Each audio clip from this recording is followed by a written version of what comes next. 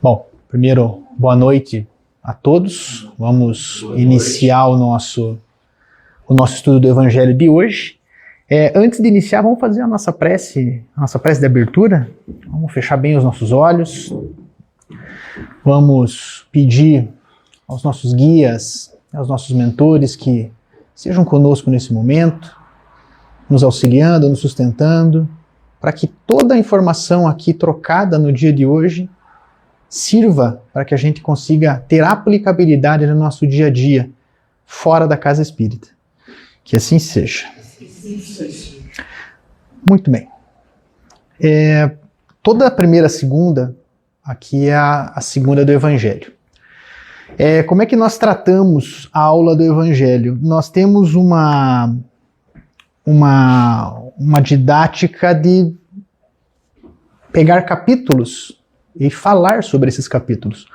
Hoje, especificamente falando, nós temos o capítulo 7 do Evangelho, né? Então, o capítulo 7 do Evangelho, bem-aventurados os que são pobres de espírito, porque deles é o reino dos céus.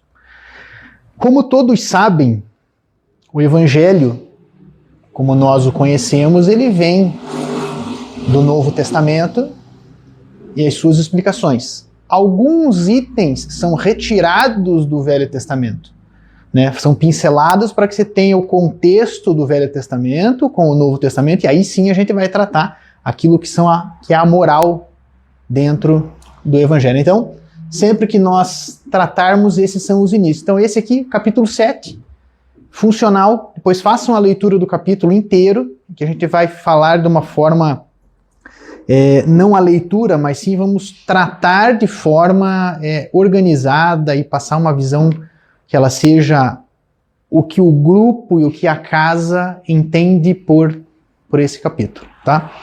Quando nós lemos, bem-aventurados os que são pobres de espírito, porque deles é o reino dos céus,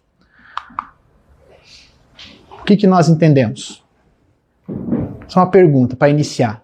O que nós entendemos quando ouvimos esta afirmação lá do Evangelho? Nós temos esse entendimento? De que Jesus estaria elogiando a ignorância quando ele fala dos pobres de espírito? A conotação acho que é essa, mas não seria essa mesmo. Sempre tem uma dúvida acerca desta frase. Aí nós temos que entender todo o contexto histórico. A época que Jesus vivia, palavras, o que tinha de maneira semântica, né? Então, sempre que eu fui questionado sobre esse capítulo, a pergunta que vinha é, então quer dizer que Jesus, quando fala esta frase, ele está elogiando a ignorância do ser humano? Na realidade, o que o capítulo não significa?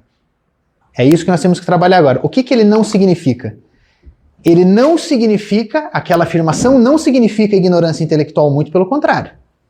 Quando a gente fala do pobre de espírito, ali falado no Evangelho, não estamos falando de ignorância intelectual. Também não estamos falando de falta de instrução. Da mesma forma, não estamos falando da incapacidade de raciocínio do ser humano. E também não estamos falando da alienação do ser humano. Então, tudo que, quando nós ouvimos esta frase, bem-aventurados os pobres de espírito, porque deles é o reino do céu, não é sobre isso que nós estamos falando. O entendimento tem que estar fora, ou seja, não se fala sobre ignorância intelectual, não se fala sobre falta de instrução, não estamos falando sobre incapacidade de raciocínio e não estamos falando sobre alienação. Agora, o Espiritismo valoriza o desenvolvimento intelectual como parte do progresso do espírito. Então, logo, pobre de espírito não é sinônimo de uma pessoa tola ou ignorante. Esta é a condicionante. Então, quando nós falamos através do Espiritismo, isso aqui, o que está no Evangelho, as explicações que venham das leituras, vão tratar exatamente sobre isso. Na realidade, nós estamos tratando sobre humildade moral. Quando fala pobre de espírito, o que ele quer dizer é humildade moral. Quem tem humildade moral não é orgulhoso. O orgulho é a derrocada. Então, quem tem humildade moral não é uma pessoa orgulhosa. Da mesma forma, não é vaidoso. E entenda, um vaidoso não é aquela pessoa que se preocupa com o seu bem-estar ou com o do outro, ou seja, o aspecto físico, não é isso. O vaidoso é aquela vaidade exagerada, de que ele não pode ser contrariado, se confunde muito com orgulho muitas vezes. Então, quem tem humildade moral, que é o que nós estamos falando aqui, também não é vaidoso. Da mesma forma, não se julga superior. Lá atrás, nós vamos mais para frente, vai ter umas falas sobre cada um desses itens ali de maneira organizada para não estender muito. Mas aquele que tem humildade moral não se julga superior. Aquela pessoa que se julga superior aos outros, que se acha melhor do que os outros, ela não tem humildade moral, está em desenvolvimento. Tá? A pessoa que tem humildade moral reconhece as suas imperfeições. Você sabe que nós somos imperfeitos, né? Nós sabemos que temos vários degraus a seguir, a caminhar, a subir, a galgar. Não temos perfeição. Então sabemos que se estamos aqui, temos que corrigir algo. E o que é humilde moralmente está sempre disposto a aprender. Não é aquele que deixa de estudar. Eu já falei outras vezes e eu repito. Este dia de hoje, o estudo, para mim, na minha concepção, é o dia mais importante que nós temos dentro de uma casa espírita. Ah, mas os passos não são importantes, os tratamentos são extremamente importantes, mas este aqui é o que vai nos desenvolver para isso. É o que nos vai fazer entender uma frase, pegar ela do jeito que ela está escrita, como está no Evangelho, bem-aventurados os pobres de espírito, e trazer o contexto para que nós tenhamos um entendimento sobre esta afirmação. Então, estamos sempre dispostos a aprender. Isso aqui traduz muito, não só esta casa, todas as casas, todas as religiões, todas as doutrinas, você tem que estar disposto a aprender. E aonde nós temos maior esvaziamento é onde nós formamos os grupos de estudos e aquilo que vai trabalhar. Vejam os grupos de Evangelho no Lar. Existem grupos que se fazem que quando não é só o teu lar, as pessoas às vezes conectam-se, hoje virtualmente. E esses grupos devem ter o quê? 10, 12, 15 pessoas. Devia ser bem maior. Então nós entendemos isso, que deveria estar lotado um grupo de estudos. Deveria estar muito cheio. Porque aqui é que gera o debate e o entendimento. Trata-se esse capítulo da pobreza de orgulho, não da pobreza de inteligência. Pobre de espírito é assim, ó, aquele que tem pobreza do orgulho, onde o orgulho é diminuto e não a inteligência. O intelecto, o raciocínio, aquilo que nós precisamos, ele não é pobre. Agora, o orgulho deve ser. Tem que ser pobre. Neste capítulo aqui, especificamente é o capítulo 7, como nós falamos, ele explica, Kardec vem e explica que este orgulho aqui é o principal obstáculo do progresso espiritual.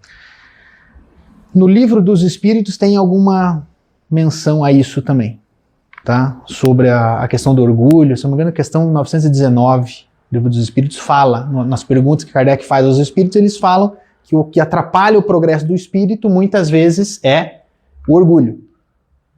E o Kardec vem aqui neste capítulo, quando sintetiza e quando trabalha essa parte da doutrina, vem e fala sobre isso.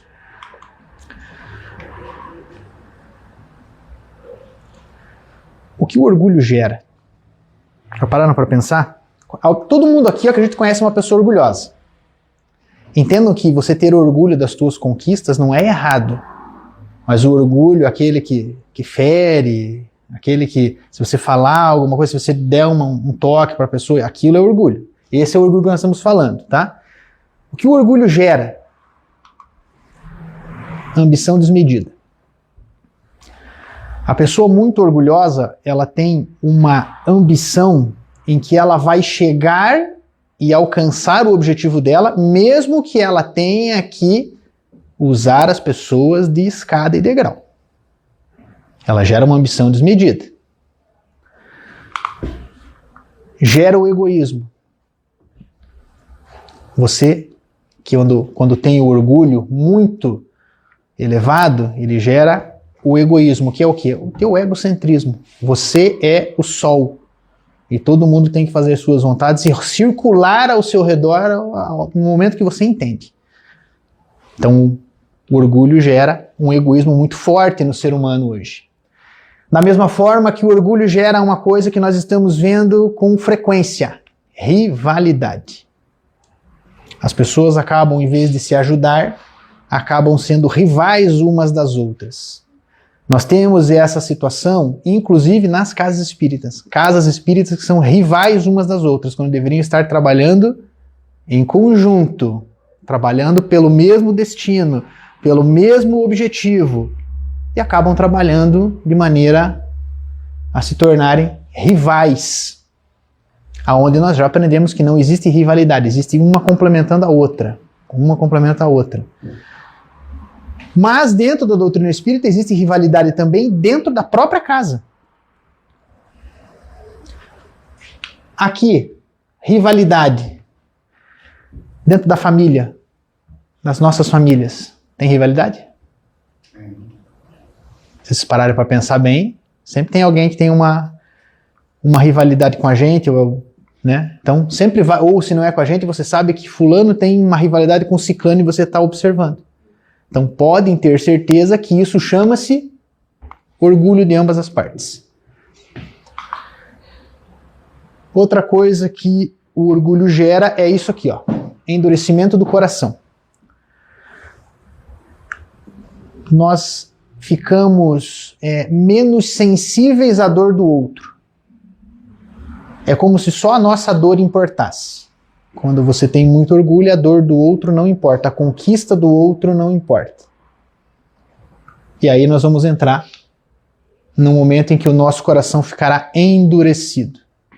Nada chega, pode fazer o melhor trabalho de passe, nada chega.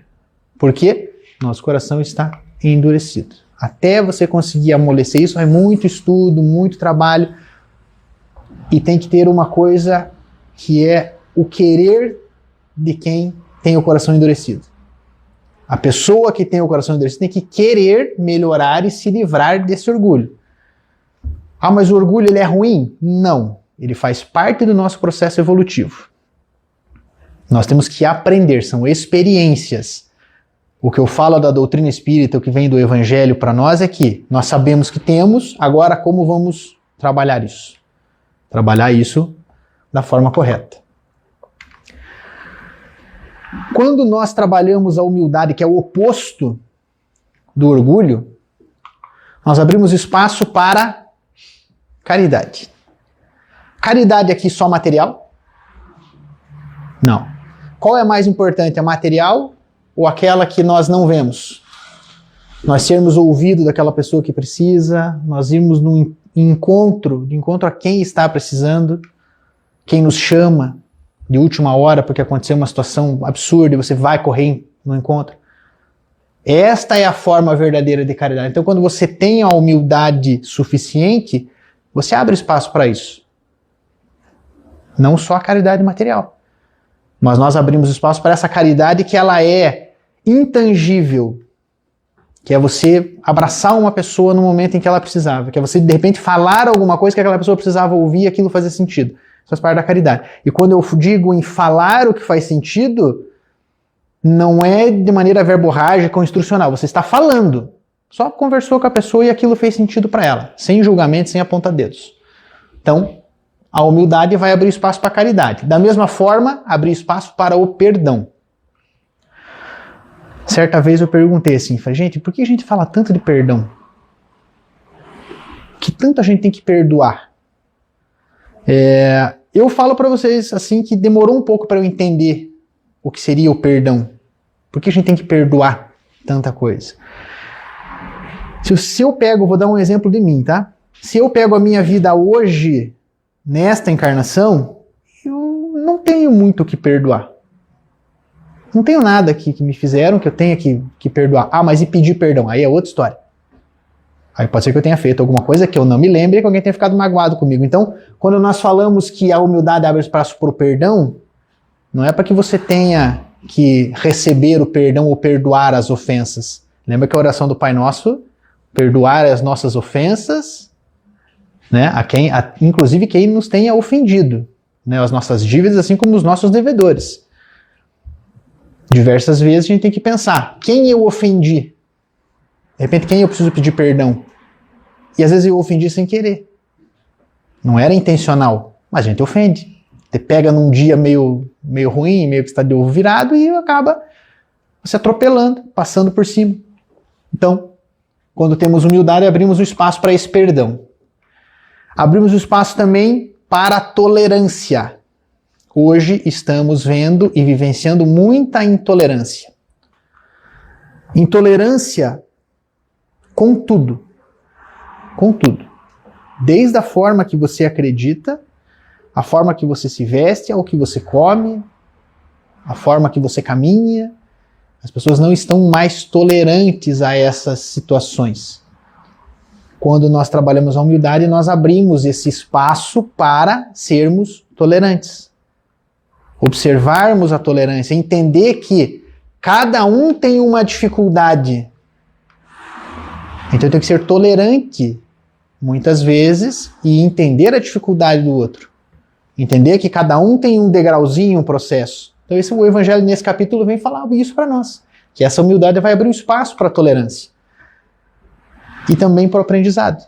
Quanto mais humildes nós formos, lá no início nós vimos, mais espaço nós teremos para o aprendizado. Mais fácil vai ser a gente dizer assim, 3 palavras mágicas. Eu não sei. Eu não sei. Muitas vezes faltam eu não sei. E não tem problema nenhum em não saber. Quantas vezes já falei para vocês aqui, pergunte o que quiserem, se eu não souber eu vou dizer, eu não sei, vou procurar e te dou a resposta. Mas ó, faz uns 10 anos que eu falo isso. Pergunte o que quiserem, se eu não souber, nós vamos buscar. Vamos atrás da informação. Até porque se eu não sei, eu vou aprender. Entenderam? Então, quando nós trabalhamos a humildade, nós temos esses 4 pilares de maneira macro aqui. E isso que explica bem o capítulo 7 para nós aqui. Agora, na visão espírita.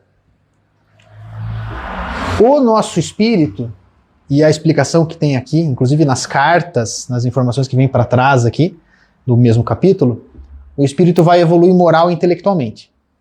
Concordam? Moralmente nós evoluímos e intelectualmente nós evoluímos, correto? Isto é uma afirmação. O intelectual pode crescer sem o moral. Eu não estou perguntando. Isto é uma afirmação. Quantas pessoas de alto intelecto vocês já ouviram falar, mas que não têm moral nenhuma? Elas não necessariamente são ligadas. Você pode crescer intelectualmente, conhecer vários itens, mas a sua moral ser baixíssima. Da mesma forma que nós temos pessoas com uma moral extremamente elevada e um conhecimento intelectual pequeno.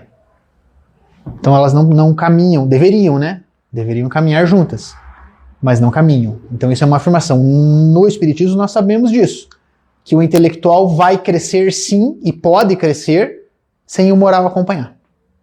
Nós vemos isso aí. Se pegar exemplos de hoje, quanta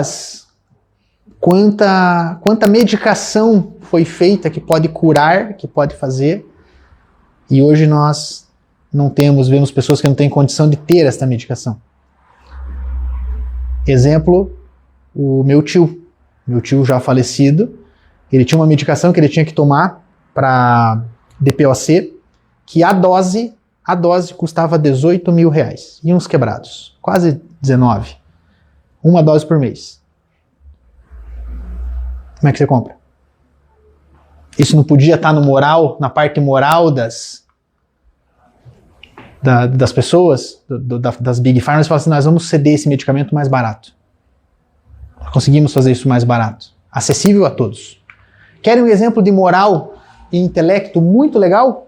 Todo mundo conhece a marca Volvo, os carros Volvo. Vocês sabem que eles criaram o cinto de 3 pontas, né? O cinto que hoje vocês têm no carro. Vocês puxam aqui assim, ele prende na barriga aqui do ladinho. Você sabe que eles liberaram a patente disso para todo mundo, quando eles criaram? Não, isso é segurança para todos. Então, isso é um exemplo de quem estava à frente da empresa na época, trabalhou o lado moral. Falou, isso é segurança para todo mundo. Eu criei, eu desenvolvi. Em vez de eu ganhar dinheiro e vendendo isso, eu estou liberando a patente para que todo mundo possa usar. E isso é interessante. Então, nós entendemos que o intelectual vai crescer sim, e muitas vezes sem a moral junto. Mas o nosso lado moral exige o quê? Volta. Humildade. Sem a humildade, nós não chegamos a lugar nenhum e a nossa moral não se eleva. Isso mais do que dito na Bíblia, nos Evangelhos, todo mundo fala sobre isso. Todos esses lugares falam sobre isso. Outra coisa muito importante desse capítulo, o reino dos céus não é um lugar geográfico, é um estado de consciência elevada. Isso nós já falamos até ano passado, quando fala-se das colônias. Então, quando fala-se em reino dos céus, nesse capítulo, quando fazemos a leitura, bem-aventurados os pobres de espírito, porque deles é o reino dos céus, não é um lugar físico. Não é onde é que é o reino dos céus? Na verdade, está na nossa consciência. Quando a gente eleva a nossa consciência, nós chegamos ao reino dos céus. E eleva-se a consciência com muita humildade, com muito trabalho. Por que os humildes alcançam esse estado do reino dos céus? Primeiro, porque aceitam serem corrigidos. Quando você vê que está fazendo alguma coisa errada e alguém vem e te corrige, você aceita a correção. Você faz o raciocínio, mas você aceita essa correção. Uma pessoa humilde aceita ser corrigida. Não fica com melindre de falar, putz, mas fulano de tal falou isso pra mim agora, a essa altura do campeonato. Não resistem ao aprendizado. Tem que fazer isso. Para chegar aqui eu tenho que aprender isso. Beleza, então nós vamos pegar e ler o Evangelho e vamos entender o que está acontecendo. Então eu não vou resistir ao aprendizado.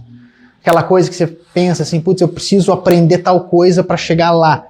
Putz, mas eu vou ter que parar para estudar tudo isso para chegar até lá. Sim, não tem como chegar lá sem você começar aqui. Um exemplo que eu sempre dou e falo para as pessoas é assim: não adianta você ler a página 68 do livro se você ainda não leu a página 10. Porque não faz sentido. Você não vai entender o contexto daquela obra, né? Então, não devemos resistir ao aprendizado. Uma pessoa que já tem a humildade mais avançada, que está buscando o reino dos céus e que pode estar nessa condição, não se revolta contra as provas. Lembra que nós estamos num planeta de provas e expiações. Muitas vezes provas, muitas vezes expiações. Então, quando temos uma prova ou uma expiação, aquele que já tem a sua humildade bem trabalhada não se revolta contra as provas. Lembra de um exemplo bíblico sobre isso? Jó. Apesar de tudo que Jó passou, ele não se revoltou. Daí vem o termo paciência de Jó. Ele não se revoltou ante as provas. Então nós temos isso como algo que é retratado no capítulo 7 do Evangelho segundo o Espiritismo. Se a gente for trazer isso de forma prática, orgulho. Essa é uma afirmação de uma pessoa orgulhosa. Eu sei tudo. E eu não quero saber tudo. Eu, particularmente, não quero. Imagine, você saber tudo que sem graça, não tem nada para aprender mais, não tem função. Então, uma pessoa orgulhosa diz que eu sei tudo. Uma pessoa orgulhosa também diz, eu não preciso mudar. Eu não preciso me reformar, eu não preciso fazer a reforma íntima. Você é uma pessoa orgulhosa. Todo mundo precisa fazer uma reforma. Todo mundo precisa fazer uma reforma por qualquer aspecto. Todos nós, a reencarnação toda da gente vai precisar estar trabalhando essas mudanças. Se vocês pararem para pensar, façam uma conta rápida de cabeça. Voltem no tempo 7 anos. A cabeça de vocês é a mesma de 7 anos atrás? Sabe por que não é a mesma? Porque a cada 7 anos nós somos uma pessoa diferente. A cada 7 anos todas as nossas células são renovadas. Nós somos literalmente um ser humano diferente. Como é que você não vai mudar em 7 anos se fisicamente você muda? Como é que a cabeça da gente não vai mudar em 7 anos? Então, né? O orgulhoso diz, eu não preciso mudar. A biologia já mostra o contrário, você já muda a cada 7 anos. Falta trabalhar o intelecto. E o erro é sempre do outro. Eu errei, eu falhei, não, mas fulano não ajudou também. Veio aqui com 7 pedras na mão. Ou aquele familiar que chega e fala assim, reclama. Exemplos de família, tá? Entrou na tua casa e você já, aquela coisa que você tem parentes e parentes, né? Que você já não tem uma certa intimidade com certas pessoas. E aí você para e pensa assim, o erro é sempre do outro. O fato de você ter uma antipatia por aquela pessoa, a falha é dele. Não é sua. Agora, por que a gente tem esse pensamento aqui? É só lembrar, quando a gente apontar o dedo para alguém, tem 3 voltados para nós, mostrando a nossa falha. Então o erro é sempre do outro, é a causa de algo de uma pessoa orgulhosa. Então nas famílias, nos ambientes de trabalho, nós vemos isso aqui. O sabe tudo, aquele que não precisa mudar, que é o perfeito, e aquele que espalma, o famoso goleiro. O problema é sempre do outro e nunca é dele. Todo problema que chega, ele espalma. Ele não assume e não trata o problema. E isso aqui no trabalho, na família. Este exemplo aqui, na família, é o melhor que tem. Eu acabei de falar, nós temos o exemplo de eu não gosto de fulano de tal de dentro de casa. Por quê? Porque ele é assim, assim, assim, assim, assado. O erro é sempre do outro? Por ele ser assim? Ou é nós que não damos a oportunidade de ouvir de repente? Entenderam? Pobreza de espírito. Retratado nesse capítulo. Entenda como humildade.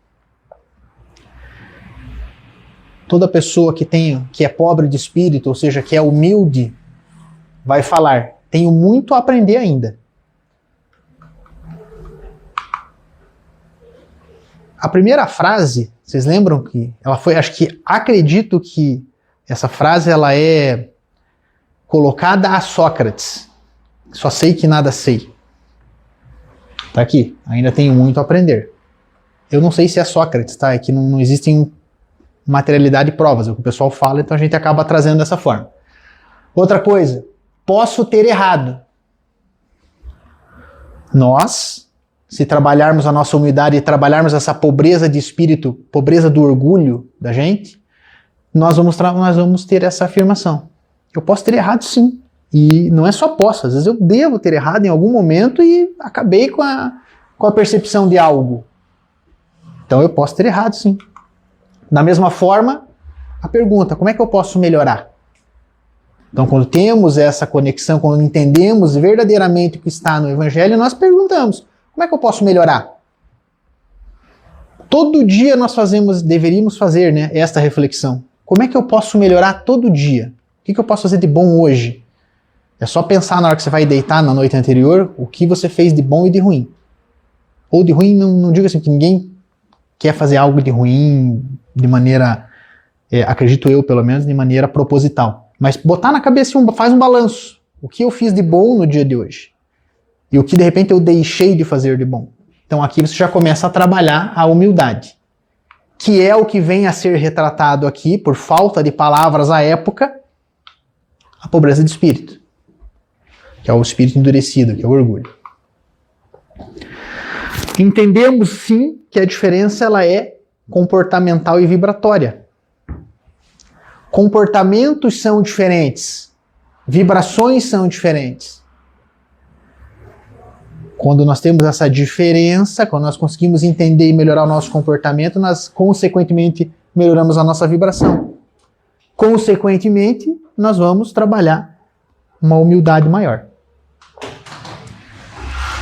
Agora, na época de Jesus, o orgulho significava poder, e poder significava riqueza, poder significava status, poder significava autoridade religiosa e poder significava prestígio social. Quando Jesus retrata poder, ele fala orgulho. orgulho fala de espírito. Bem-aventurados os pobres de espírito, os que não almejam o poder, o que não tem isso aqui como praxe. Isso aqui não é meta para o resto da vida. Esta é a verdadeira significado de você ser pobre de espírito. É não querer só isso. Isso é legal. Se você tem riqueza, status, você tem autoridade religiosa ou prestígio social, isso é legal. Agora, isso não pode ser teu objetivo de vida. Não pode ser o nosso objetivo de vida. E aí vem a tal da pobreza de espírito tão mal interpretada o tempo inteiro. O que Jesus propôs para nós? Essa revolução. A revolução moral. O Evangelho, segundo o Espiritismo, trata dos preceitos morais deixados por Cristo. Então ele vem e propõe isso como uma revolução moral. O maior é quem serve. Lembram quando Jesus lava os pés do... Hoje, até a Igreja Católica até hoje utiliza uma fase específica lá para fazer a lavação de pés lá, né? É quem serve. Ele era quem era, Jesus era quem era, e ele lavou os pés de quem precisava, para mostrar a humildade e a sua evolução moral, ou seja, dando o exemplo de como é que deveria ser feito de uma maneira lúdica. Tá? Da mesma forma, o forte é quem domina a si mesmo. Lembra das tentações do deserto? Quando Jesus foi tentado nas passagens bíblicas, ele foi tentado, ele foi o mais forte porque ele dominou a si mesmo e dominou aquilo que estava aparecendo. Assim como na cruz, no Calvário, Pai, perdoa porque eles não sabem o que eles fazem. Dominou a si mesmo, dominou a vontade dele. E o rico verdadeiro é quem acumula virtudes. Exemplo, volto a falar, leiam a passagem de Jó. Mas leiam ela inteira, desde o prólogo, desde o início, antes de começar efetivamente. Você para entender a passagem. Que Jó era muito rico, materialmente falando. E desenvolveu a riqueza de virtudes com tudo que aconteceu. Então o Evangelho vem retratar tudo isso para nós. Aqui, só para a gente já caminhar para a nossa conclusão, de maneira rápida. E o verdadeiro progresso espiritual começa quando o orgulho termina. Eu preciso cessar todo o meu orgulho para que eu evolua espiritualmente, eu tenha um progresso espiritual? Não. Eu só tenho que entender que ele não pode ser maior do que o progresso que eu almejo. Então, o verdadeiro progresso vai ser alcançado quando a gente começar a diminuir o nosso orgulho. Hoje nós estamos vivendo situações, independente do que é falado pela mídia, enfim, tirando todo esse pecado, nós estamos vivendo algo em que nós estamos trabalhando o orgulho. As guerras que hoje acontecem no mundo, que estão por todo o mundo, por causa de orgulho. E esta frase eu quero que vocês fiquem a semana com essa frase, com esse. A inteligência nos faz capazes. A humildade nos faz dignos. Nós somos capazes, sim, através do nosso intelecto. Quanto mais eu aprender, se eu for hoje fazer um treinamento, um curso para montar uma mesa, eu vou ser capaz, através do intelecto, de fazer uma mesa. Agora, o que me faz digno? O que me faz digno? Aqui, a minha humildade. O quão humilde eu for, mais eu serei digno. Então, fiquemos com esta frase. Que sabemos que a nossa inteligência nos faz capazes, mas a nossa humildade é que nos vai fazer digno inclusive de entender como que funciona o Evangelho. E só para encerrar, eu trouxe um item aqui para vocês, é um agrupamento sequencial do Evangelho. É algo que talvez, são poucas pessoas que viram isso ou tiveram acesso a esse tipo de informação. Mas aqui, quando nós falamos do Evangelho segundo o Espiritismo, então eu tenho assim um compilado de informações que vem do Novo Testamento, do Velho Testamento algumas pinceladas, mas ele tem um compêndio de informações. Então todo o Evangelho ele trata o lado moral do ser humano, essa revolução moral que Jesus propôs.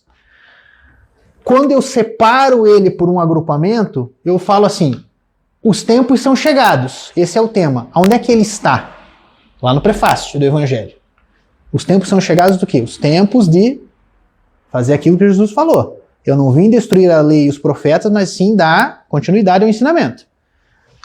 O que queremos e de onde viemos? Está lá na introdução do Evangelho. As nossas premissas, capítulos 1, 2, 3 e 4. Como nós estamos, como estamos hoje, capítulo 5. Como podemos sair da situação que estamos hoje, capítulo 6. O ideal a atingir, está aqui, ó, capítulo, aqui o 6 não, tá, gente, é o 7 ao 17. Todo o nosso ideal a atingir está a instrução dos capítulos 7 a 17.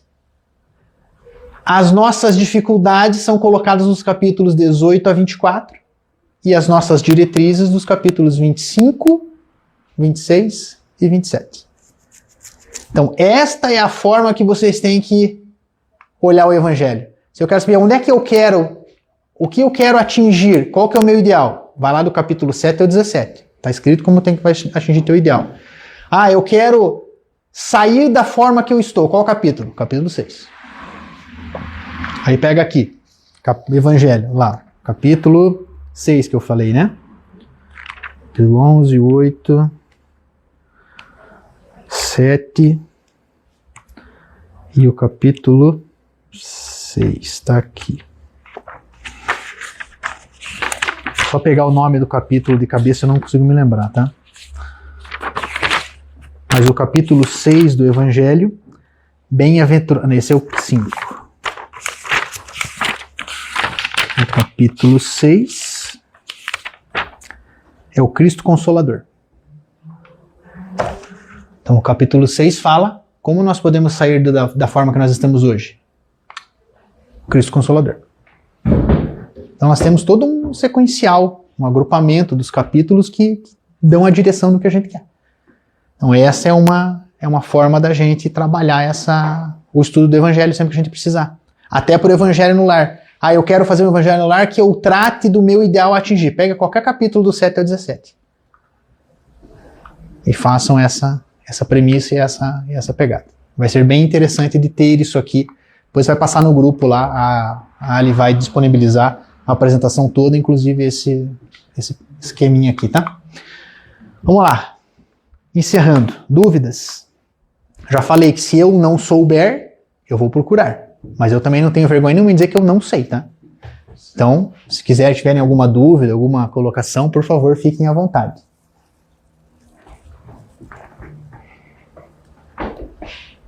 E se não tiverem, também já estamos com a aula vencida. Acho que não tem dúvida que foi bem esclarecedor tudo que você falou. Então, foi muito bem didático, muito bem claro em todas as posições. As dúvidas é só estudar mais para poder tirar tudo aquilo que está escrito e que está lá, que você tem que ver e estudar para poder desenvolver o máximo possível. Exatamente. Essa sempre eu falo para vocês que o estudo do Evangelho ele é importante, porque a gente não tem muitas vezes o hábito de fazê-lo em casa.